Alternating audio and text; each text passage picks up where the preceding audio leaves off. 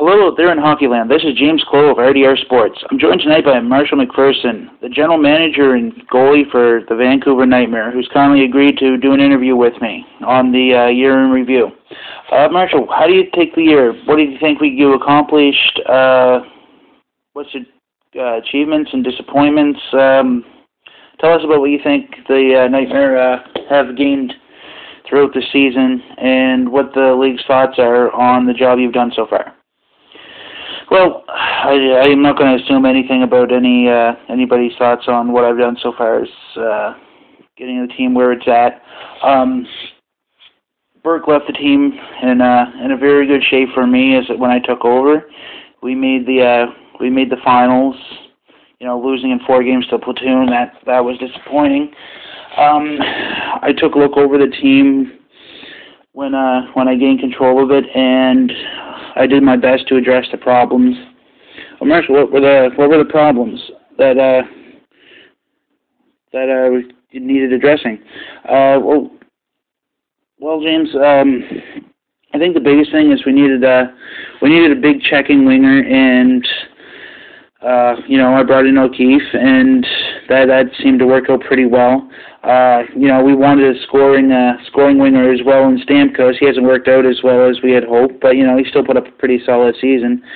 I think the loss of Abdallah in the off season, that was a big blow. I had counted on him sticking around, or at least I had hoped he would.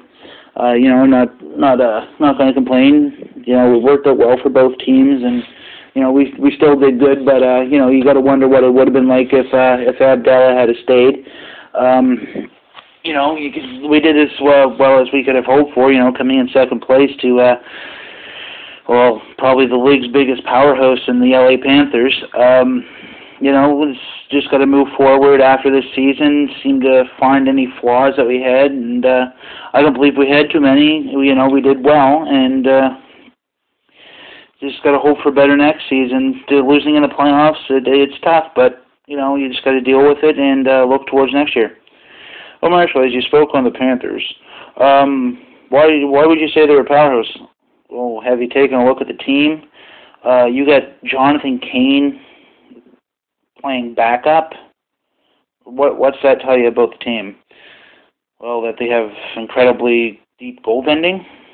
Well, that, and the fact that you got a player of that caliber playing backup, it goes to show that the team is pretty stacked. You got Dar over there, and the rest of the group. It's just it's an incredible lineup, and I think they're going to dominate for years if they manage to keep their team together.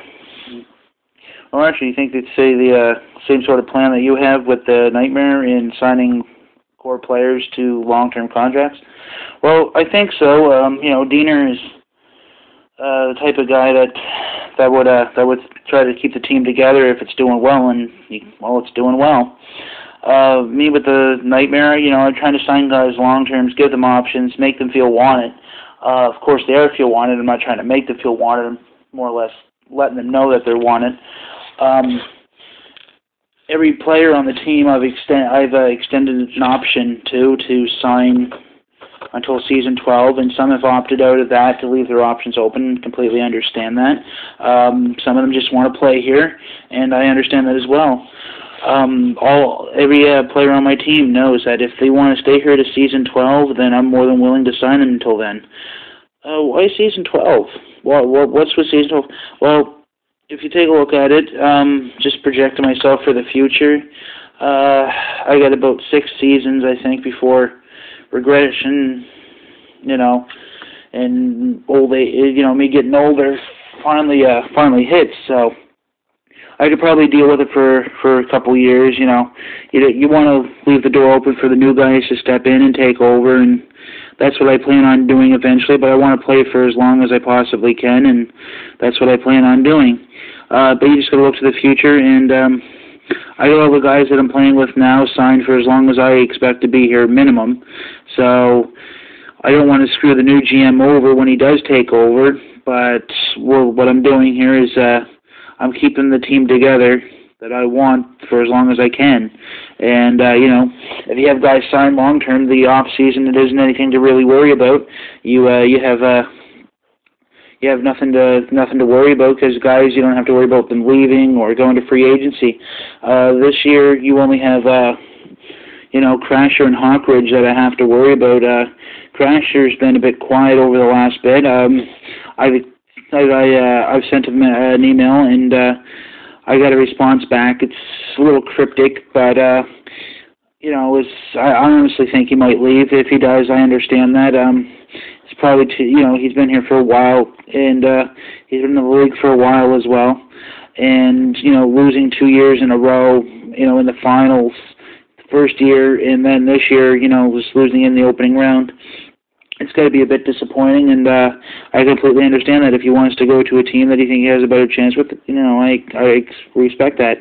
It's a big blow to our blue line. We got Dew and Weird and Clowe and Hawkins, Daigle, and loss of Crasher would be a pretty big hit. We don't really have much to trade.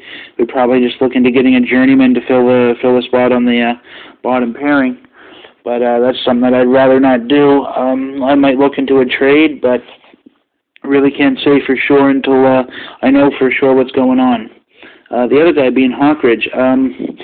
I've chatted with the guy. He's been a bit more open and talkative. I gave him an offer for up to season 12. I told him to decide if he wants to sign, pick however many years he wants out of that contract that I offered, and that's what the deal will be. He knows that he'll probably be playing a good chunk of his time on the top line with Raycroft. Well, I actually want to restate something there. It's not so much a top line. The way I see it, we got 3 top lines, and I'm running them all at around the same amount of even strength time, and fourth line's basically just the energy line, guys that that aren't as skilled as guys on the other lines, but I don't really think of it as a top line or the third line. It's, just whatever guys worked well together and just rotating players through and trying to find that right fit to produce. And I hope no guys, get their ego hit by that. It's nothing that I'd worry about. If you're playing on the third line and playing 20 minutes a game, or you're playing on the first line playing 20 minutes a game, there isn't much difference. It's just, as a GM, I have to pick which players work well together. Hawkridge and Raycroft were incredible over the season, and I plan on keeping them together if Hawkridge plans on staying. Well, actually, that's all well and good. You got the team locked up pretty well. Raycroft signed for another year. That must be getting bothersome with not knowing whether he's going to stay or not. Well, to tell you the truth, it can be. You just got to plan for the future, and I think for season 8, we had draft picks coming back after I paid for O'Keefe. Excuse me, I didn't get much sleep last night. After I paid for O'Keefe, we knocked on our draft picks, but I think I built the team up well enough that we can go a year without getting high caliber players in. I think we'll probably be looking for a possible replacement for Raycroft, or be looking to acquire somebody through free agency if he happens to leave. But that's worst case scenario, right? All right, Marshall. What was the first round loss to the Dragons like? Well, they went into the playoffs with a full hit of steam, and they just didn't let anything get in their way. It's disappointing losing in 6 games, but it happens. Some of the best teams in the league get toppled in the opening round, and teams go on Cinderella runs and go right to the cup. It can happen. It doesn't happen often, but it can, and I suppose it was disappointing for the Dragons to get past us only to lose to the Panthers, but, just take a look at it this way, guys. You got a lot farther than you expected to. You made the playoffs for the first time in 4 or 5 seasons, and you know what? That's a good thing to build on. You got Smith and over there, and you just look forward to next season. You guys had a good team together. Just a little bit more building, and you're going to be in serious playoff contention every year. There's something that's been brought up, Marshall, that we've been leaked that expansion might be in the future for the league.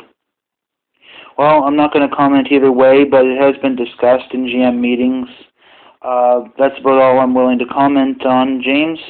Sorry I can't tell you any more, but it's been talked about. Now, I can't confirm for this season, next season, or 10 seasons in the future, but it's being looked at. Well, Marshall, that's about all the time we have right now, so you have a good night, and take care. And good luck next season. Oh, thanks, James. You have a good night.